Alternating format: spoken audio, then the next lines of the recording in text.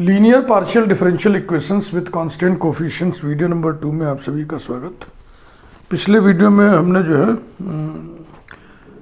Definition theoretical portion जो भी था उसका आपको बताया था।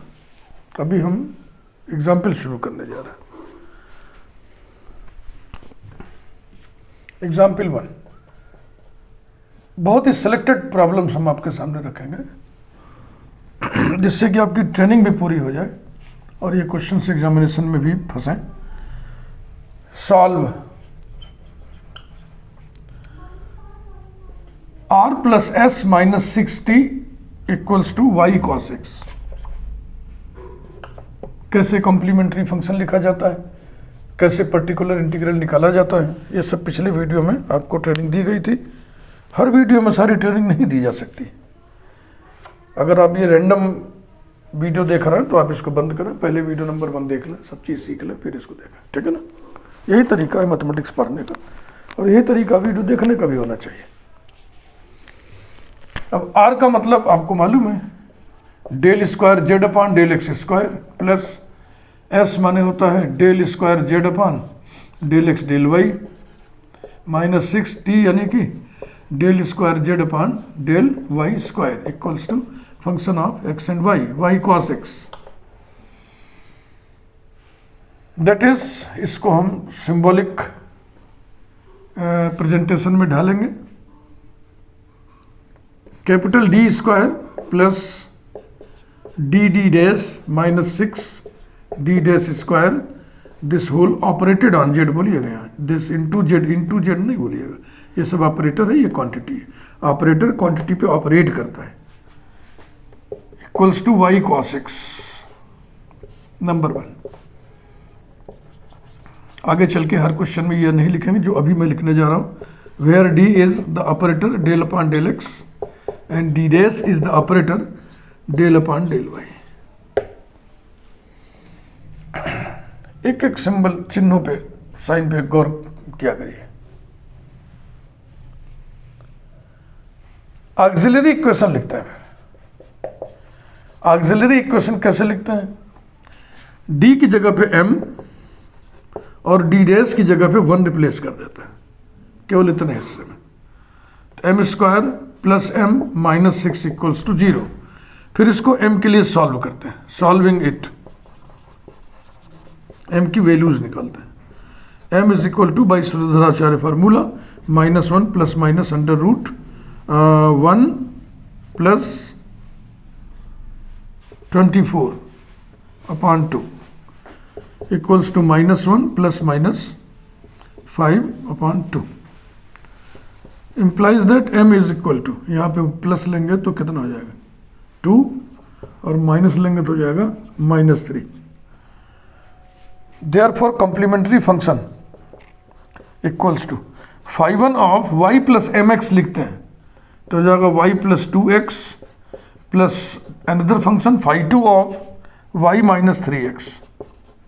ये कॉम्प्लीमेंट्री फंक्शन आ गया। Now particular integral is equal to 1 upon ये हिस्सा, capital f of D D dash वाला हिस्सा, D square plus D D dash minus 6 D dash square operated on right hand side, the quantity in right hand side, Y cos X. तो नीचे जो d और d dash का function है, ये linear factors में टूट जाने वाला एक्सप्रेशन है, फंक्शन है। अब आप कहेंगे अगर लीनियर फैक्टर इसके ना हो तो क्या होगा? तो ये सब आगे बातचीत इसकी होगी। अभी तो फैक्टराइज करिए इसको, इक्वल्स टू 1 अपॉन, देखो इसके फैक्टर्स हो जाएंगे ना, 3 दूनी 6, 3 में से ये हो जाएगा m minus 3 into m plus 2, नहीं यहाँ पे प्लस आना है, m प्लस 3 m माइनस 2, ये इसके फैक्टर्स होंगे। इसके देखो, ध्यान से देखो, इसका सम +1 आएगा और इसका प्रोडक्ट -6 आएगा। इसी से इसके फैक्टर्स को आप लिख लिया करो। बस ध्यान ये रहे कि इसको बनाने में m डैश को 1 कर दिया गया था। तो देखो क्या आएगा फैक्टर, इसके फैक्टर्स आएंगे d प्लस 3 इंटू 1 है ना, तो 3d डैश और d minus 2d dash operated on y cos x। इस तरीके से फैक्टर ऐसे कर सकते हो, प्रैक्टिस हो जाएगी, कर लोगे। नहीं कर पाओगे तो फिर जैसे मन करे पहले रब पे करके फिर यहाँ लिखो। अब क्या है, इसको अब दो तरीके से आगे में अप्रोच कर सकते हैं। या तो इसको हम पार्शियल फ्रैक्शन में ब्रेक कर लें और एक एक को बारी बारी से जो जनरल मेथड बताया गया उससे हम इवेल्युएट कर लें, ऑपरेट कर लें। और या तो क्रम से देखो ऐसे करें, पहले इसको ऑपरेट कर लें फिर इसको ऑपरेट कर लें, 1 बाई 1 चलो करते हैं। Equals to 1 upon d plus 3d dash bracket 1 upon d minus 2d dash operated on y cos x comma, यहां अंदर f ऑफ एक्स वाई की जगह लिखा हुआ है y cos x और ये d minus M D dash है। तो जो फार्मूला आपको बताया गया है general method, 1 upon d plus 3d dash integral f of x minus sorry x comma c minus M X, m यहाँ पे कितना है 2, तो c minus 2x dx comma y की जगह पे आपने लिखा है c minus 2x। f of x Y ना, y की जगह आपने लिखा c minus M X, m यही है, d minus M D dash, m is equal to 2 here. F X Y Y cos X है, तो F of x comma C minus 2x कितना होगा, equals to 1 upon d plus 3d dash integral, function बनाइए y की जगह c minus 2x, ये हो गया c माइनस 2x और x की जगह x cos x dx comma c is equal to y plus 2x।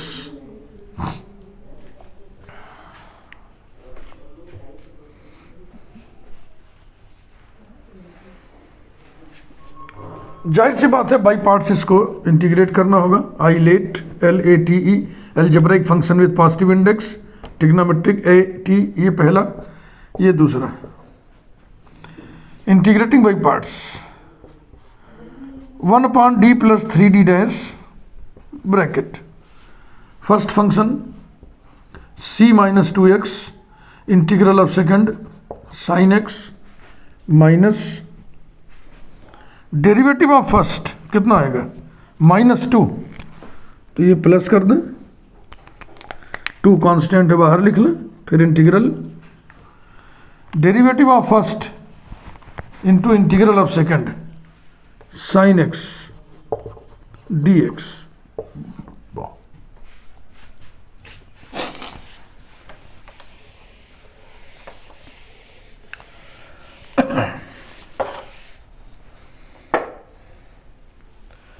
ये पर्टिकुलर इंटीग्रल निकल रहा है P I equals to 1 upon d plus 3d dash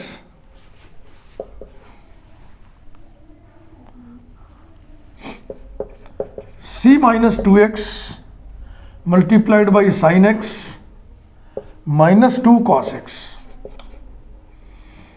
अब यहाँ पे रिप्लेसमेंट c माइनस 2x की जगह c माइनस 2x की जगह y equals to 1 upon d plus 3d dash y sine x minus 2 cos x, ये आ गया। अब यहां पर f ऑफ एक्स वाई की जगह पर इसमें क्या है y sine x minus 2 cos x। फिर यही जनरल अप्रोच,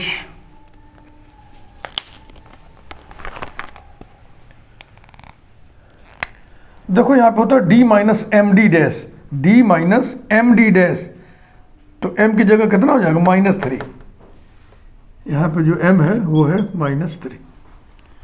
तो फिर ये लिखिए equals to integral f of x comma c minus M x, तो हो जाएगा c माइनस m करेंगे प्लस हो जाएगा ना, प्लस 3x, ये रहा डी एक्स कामा वाई की जगह पे c प्लस 3x है।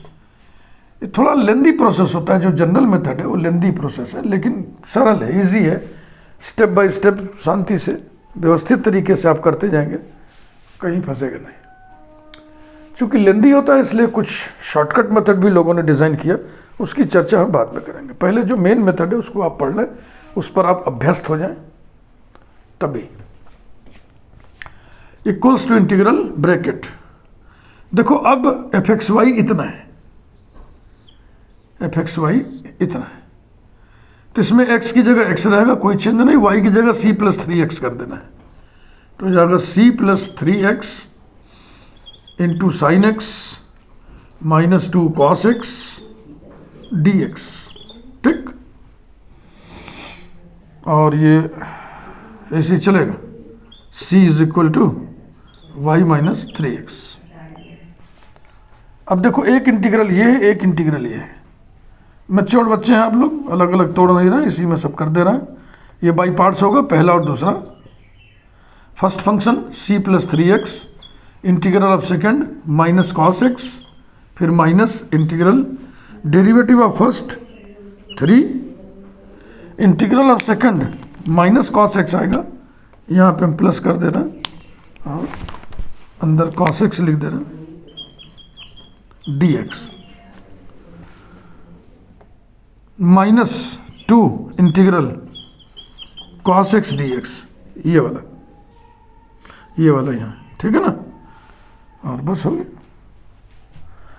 Equals to minus bracket c plus 3x multiplied by cos X. ये सेम एक ही चीज तो है, ये थ्राइस है, ये ट्वाइस है, तो वंस बचेगा, तो हो जाएगा plus integral cos X D x यानी साइन एक्स। अब c प्लस 3x की जगह आपको y रख देना है, तो आ गया ये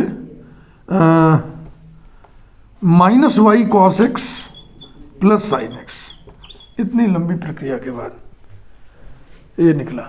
तो d और d डैश में क्वाड्रेटिक फंक्शन था, अगर क्यूबिक आ जाता 3 फैक्टर आते, तो यही प्रक्रिया से 3 स्टेप चलता। मैं फिर से दोहरा दे रहा हूँ, ये थोड़ा लेंदी होता है।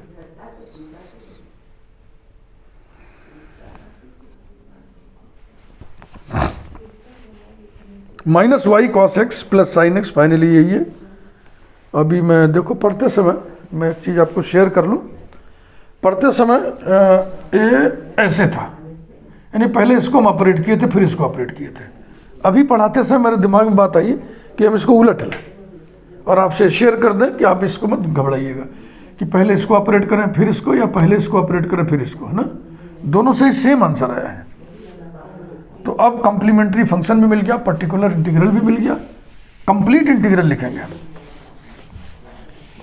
डिफरेंशियल इक्वेशन के सोल्यूशन को इंटीग्रल भी कहते हैं। सोल्यूशन ऑफ डिफरेंशियल इक्वेशन माने integral of differential equation. Complete solution माने संपूर्ण हल। क्यों कंप्लीट, क्यों अभी तक इनकम्प्लीट था? क्योंकि सोल्यूशन के 2 हिस्से हैं, एक कॉम्प्लीमेंट्री फंक्शन है और एक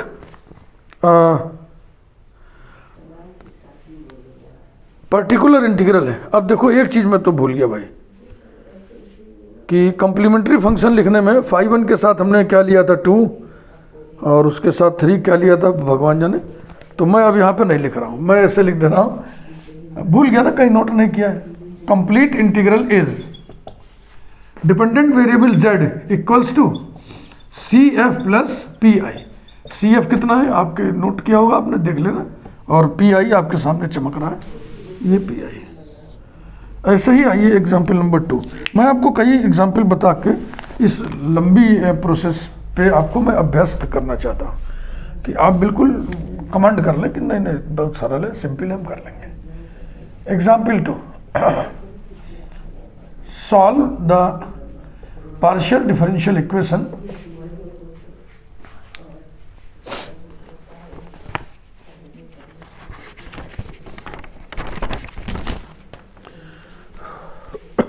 four R minus 4s plus T equals to 16 log x plus 2y।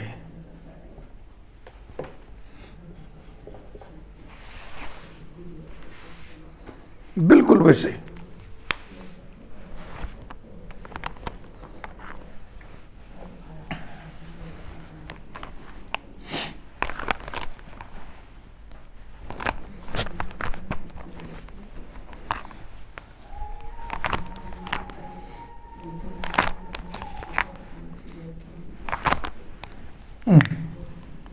Four R माने del square Z upon del X square minus 4 del square Z upon del X del Y plus T del square Z upon del Y square equal to 16 log of x plus 2y implies that 4 d square minus 4 dd dash plus d dash square this whole operated on z equals to 16 log of x plus 2y. Number 1. Auxiliary equation d की जगह पर m और d dash की जगह पे 1 रखना है। किसमें? इसमें। जो इक्वेशन मिलेगा उसी को ऑक्सिलरी इक्वेशन कहते हैं। 4m square minus 2m plus 1 equals to 0। ठीक, implies that m equals to minus b यानी कि 2 plus minus under root b square 4 minus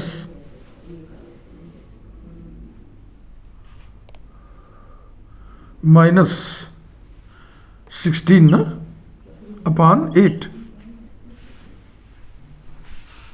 equals to 2 plus minus 2i root 3 upon 8 equals to 1/4 plus minus i root 3/4 alpha plus minus I beta का एक जोड़ा है, 1 pair ना। कुछ गड़बड़ हो गया भाई, क्या गड़बड़ हो गया?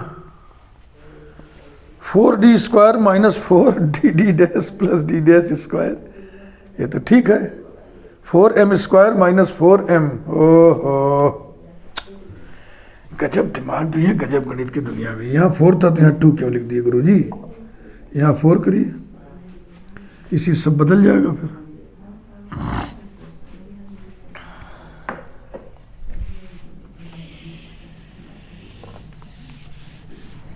तो सीधा सीधा होल स्क्वायर हो गया ना। 2m माइनस 2 होल स्क्वायर है क्या ये? जरा देखा जाए ना। 2m माइनस 1 होल स्क्वायर है, क्या बात है भाई, इक्वल्स टू 0।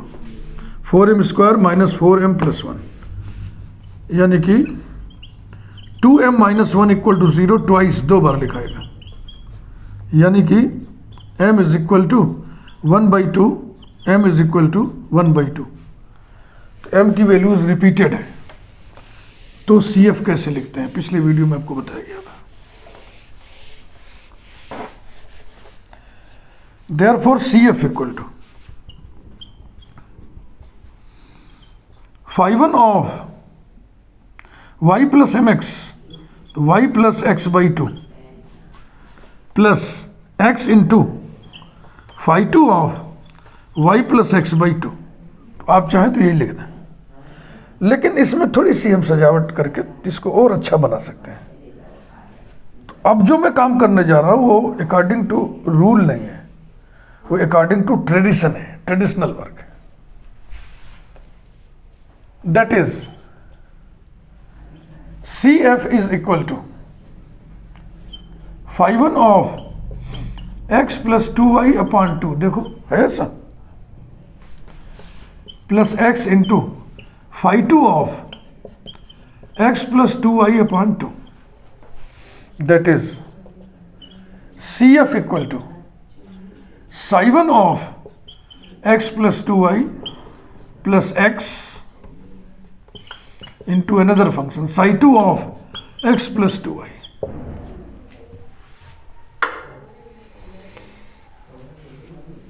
ठीक है, समझ रहे हो ना, x plus 2y का दूसरा फंक्शन है, 2 से गुणा इसमें कर दिए, 2 से गुणा यहाँ पर अंदर कर दिए, ये CF आ गया। नाउ PI इक्वल्स टू 1 अपान ये होल स्क्वायर है ना किसका, 2D माइनस 1, तो 2D माइनस डी डैश कर दें 1 की जगह, इंटू फिर वही 2D minus D dash operated on 16 log of x plus 2y। जरा भी शंका हो तो इसको मल्टीप्लाई करके चेक कर लो।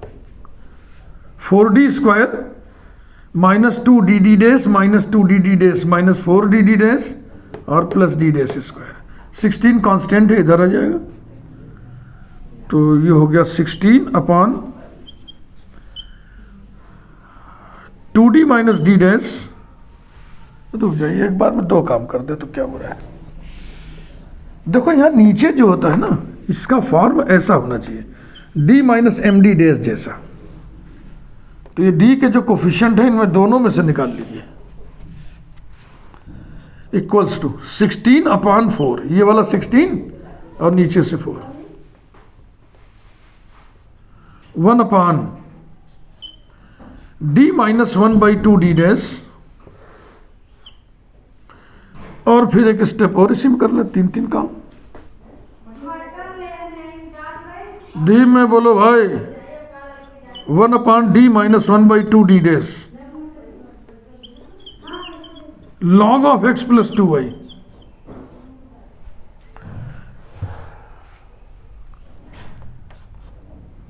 तो यहां के लिए m कितना है 1/2, f ऑफ एक्स वाई कितना है, ऐसे लिख दिया करो, चाहे यहाँ जगह ना हो तो वहाँ नहीं, नीचे से जैसे तीर वीर लगा के एरो लगा के, ये log of x plus 2y। यहाँ पे d माइनस MD डैश होना चाहिए, तो ये हो गया 4 upon D minus 1/2D dash integral f of x comma C minus MX, तो जाएगा C minus M 1/2 x bracket बंद dx। यहां पर देखिए f ऑफ x y की जगह आपने क्या लिखा है, C माइनस 1/2 x। बस यही एक आध स्टेप की बातें आपको दिमाग में रखनी है। x comma C minus MX और m यहाँ पे 1/2, बिल्कुल ठीक है, equals to 4 upon D minus 1/2D dash integral fxy इतना है, तो f of x C minus x/2 कितना होगा। तो इस fxy में x में कोई चेंज नहीं है, y की जगह C माइनस 1/2x रखना है, तो क्या हो जाएगा, ये हो जाएगा log of x plus 2y y की का दूना, तो कितना हो जाएगा 2y, 2c minus x, 2c minus x dx।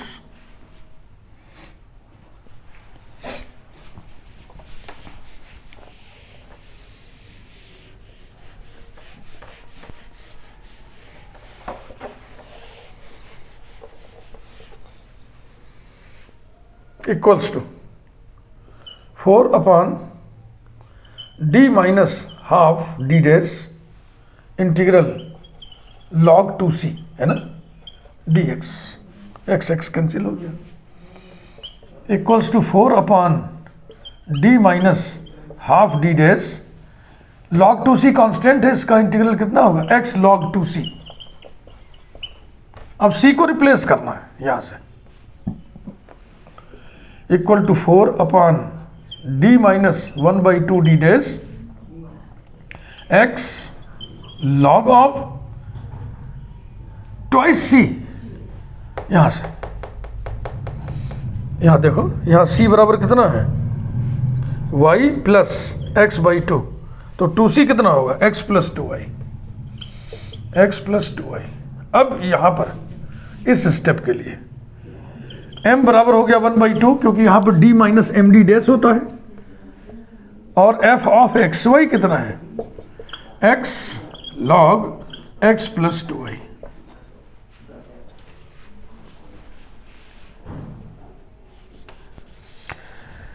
अब इस स्टेप में एफ एक्स वाई इतना था, इस स्टेप में इतना, हर स्टेप में अलग अलग रहेगा, ध्यान देना।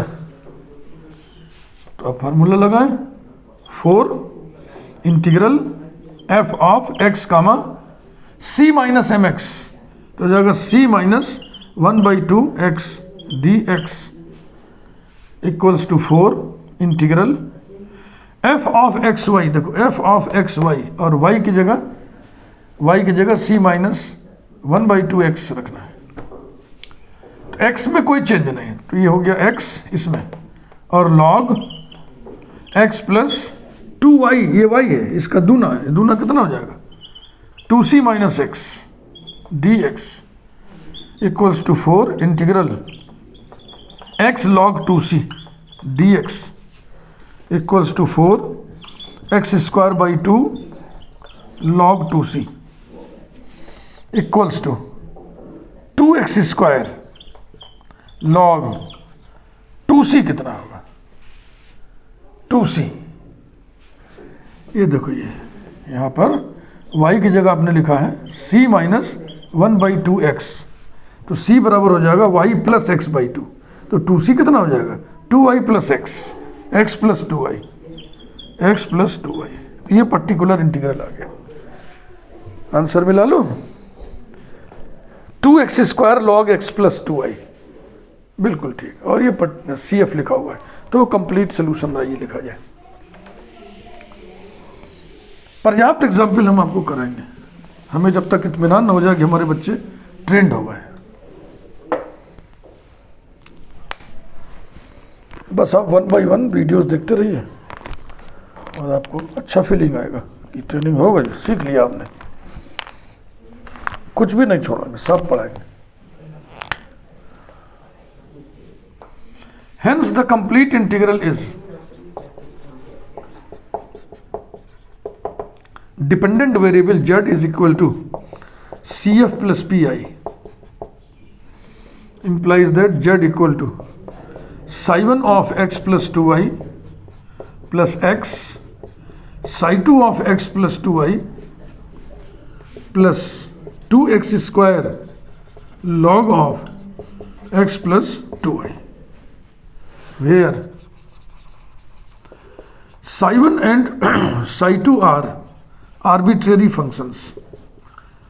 आर्बिट्रेरी फंक्शंस मैं आपसे चर्चा इस बात की कर चुका हूं, जो अभी मैं पुनः करने जा रहा हूं। जब आप ऑर्डिनरी डिफरेंशियल इक्वेशंस पढ़ते हो, तो ऑर्डिनरी डिफरेंशियल इक्वेशंस के सोल्यूशन में, जनरल सोल्यूशन में आर्बिट्रेरी कांस्टेंट्स होते हैं बस,